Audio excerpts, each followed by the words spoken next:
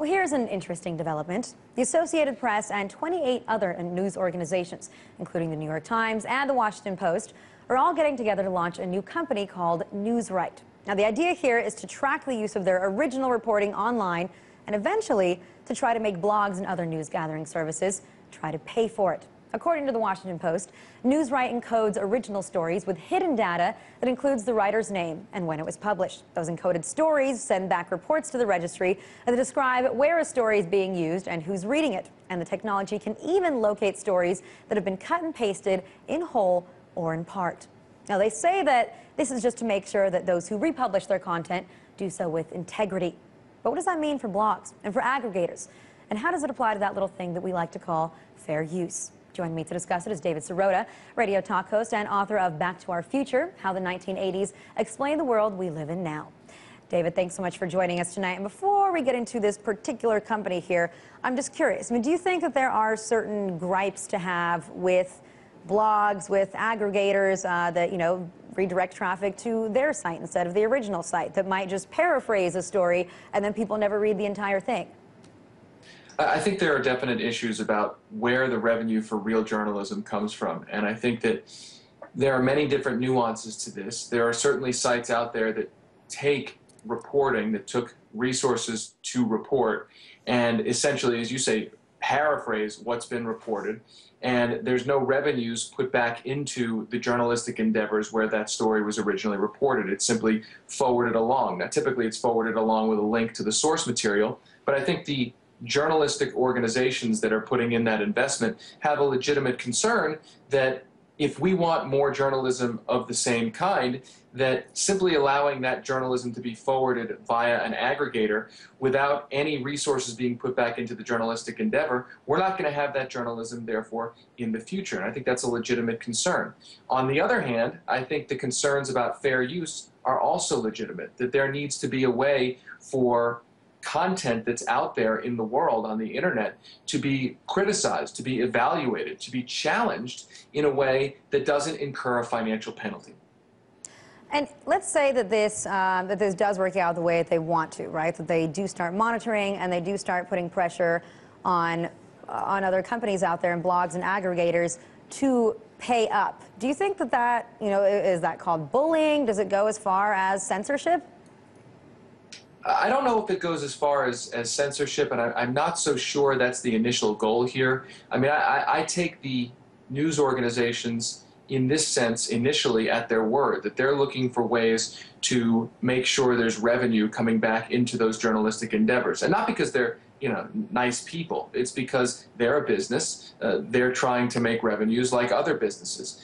What I worry about is that it ends up being used as a financial weapon against those voices out there who are citing that information in order to challenge it, scrutinize it, and question it. That you can imagine a situation where, let's say, a blogger is out there or an independent journalist is out there excerpting pieces of a widely cited, let's say, New York Times story or other news publication story and debunking it, showing where it's wrong. And that news organization doesn't like that. Then that news organization calls up that independent journalist and says, you have to pay us for the privilege of excerpting our story. Now, if that is allowed to stand, you've potentially created a situation where the democratic, small d, freedom of questioning and challenging what's in the public square incurs an undue financial penalty. And let's face it, if there's anybody out there that deserves to be challenged a lot of the time on their reporting, I would say that it's some of the organizations that are taking part here, like the New York Times or like the Washington Post. And David Dayen over at Firedog Lake had kind of an interesting idea too, because he said if they're going to go ahead with this NewsRight program or company, then they should have something out there called BlogRight and see how many times information or stories or a certain angle is just ripped off of a blog and then rewritten by one of these more established, I guess you could say, newspapers, and absolutely no credit is given to them. What do you think of that idea? Well, I think it's an important point.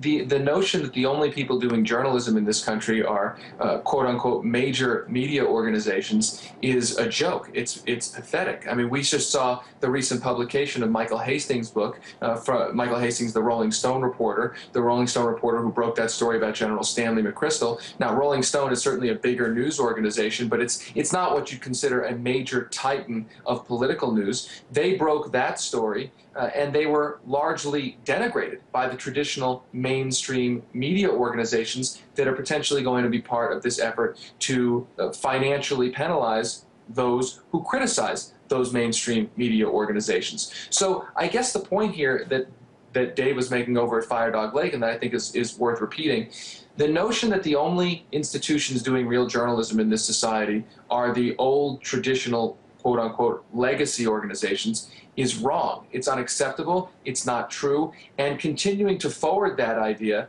I think, only highlights the shortcomings of those traditional news organizations because it's so patently untrue. All right, but so now they've set up the company, NewsRight is going ahead. Is there any way to stop it? Do you think that there's going to be a big fight over this, or will they make people pay up? I think what's going to happen is if they operate with too heavy a hand, you're going to see a backlash. I mean, there's a situation out here in Colorado where there was an effort to use a law firm called Righthaven to try to crack down in a kind of similar fashion. And what ended up happening was that company got so aggressive that it became a PR nightmare for the major media organizations behind it. They were trying to crack down on so-called copyright violations in a similar excerpting situation. I think if NewsRight moves forward with a very, very heavy hand, and let's say they go after a journalist, a blogger who's simply substantively criticizing a piece of material from one of these journalism organizations, and they come down with a heavy hand, it's going to be a PR nightmare for them. All right, well, I think it'll be interesting to see this battle play out if it does indeed become a battle. David, thanks so much for joining us tonight. Thank you.